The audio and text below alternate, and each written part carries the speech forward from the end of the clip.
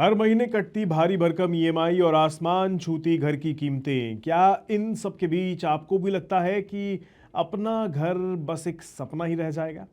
लेकिन ठहरिए ठहरिए ठहरिए, उम्मीद की एक किरण अभी बाकी है और उसका नाम है यूनियन बजट 2026। जी हाँ, देश भर के होम बायर्स सरकार से 5 ऐसे बड़े बदलावों की उम्मीद कर रहे हैं जो आपके इस सपने को हकीकत बना सकते हैं। चलिए जानते हैं कि ये सुधार क्या हैं और क्या इनके लागू होने से आपका घर वाकई सस्ता हो पाएगा।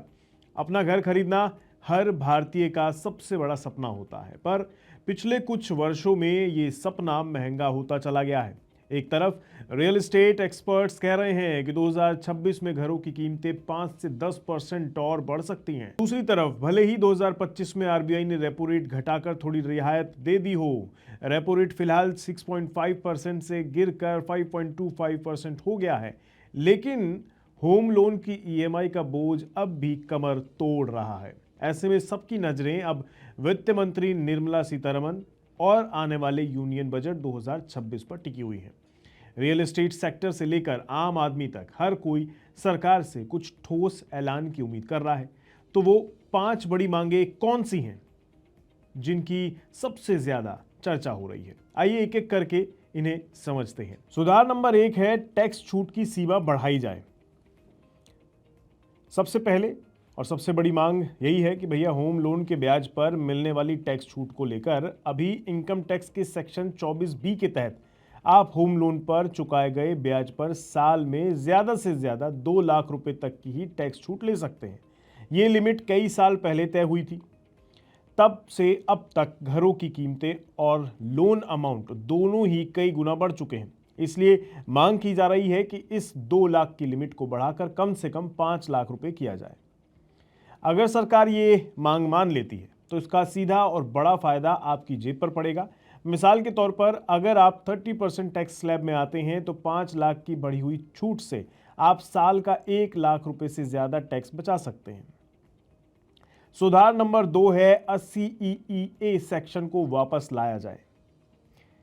पहले सरकार 80 जैसे स्कीम के तहत पहली बार घर खरीदने वालों को एक्स्ट्रा टैक्स छूट देती थी, लेकिन मार्च 2022 के बाद वो बंद हो गई।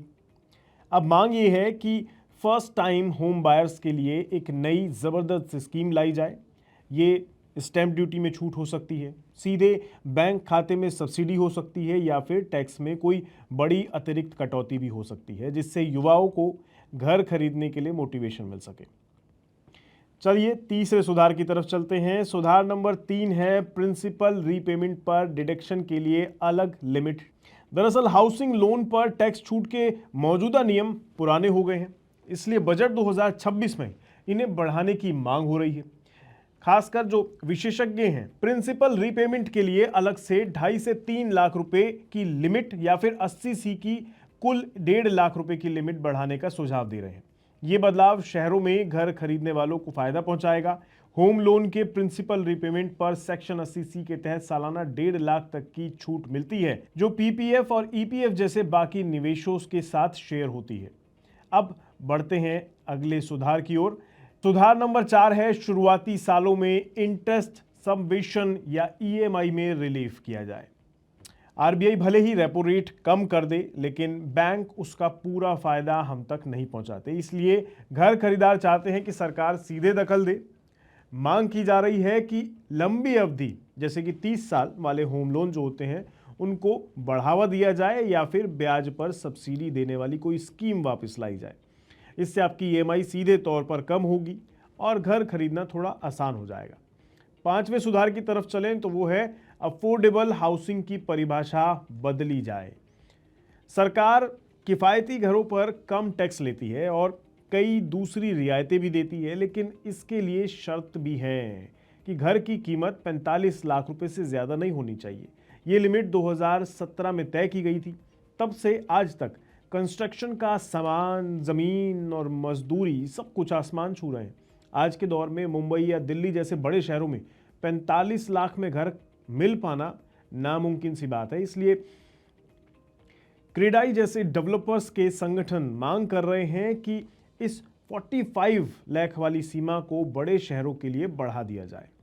अगर ऐसा हो जाता है तो ज़्यादा घर अफोर्डेबल कैटेगरी में आ जाएंगे, उन पर जीएसटी कम लगेगा और इसका सीधा फायदा घर खरीदारों को मिलेगा। तो क्या घर सच में सस्ते हो जाएंगे, ये अब बड़ा सवाल है। अगर सरकार ये सारी मांगे मान ले तो क्या प्रॉपर्टी के दाम कम हो सकते हैं?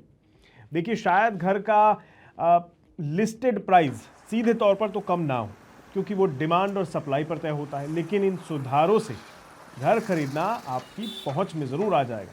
टैक्स छूट से आपकी जेब में हर साल ज़्यादा पैसा बचेगा, ब्याज पर सब्सिडी मिली तो आपकी ईएमआई हल्की होगी। यानी ये सुधार घर के टैग प्राइस को भले ही घटाएं ना घटाएं, लेकिन घर खरीदने के पूरे सफ़र को आपके लिए फाइनेंशियली कहीं ज़्यादा आसान बना देंगे। तो क्या सरकार इन मांगों पर इस बार के बजट में कोई फैसला कर पाएगी, ये देखना दिलचस्प होगा। आपका इस मुद्दे पर क्या कहना है, कमेंट बॉक्स में ज़रूर बताइएगा। देखते रहिए मनी 9। नमस्कार।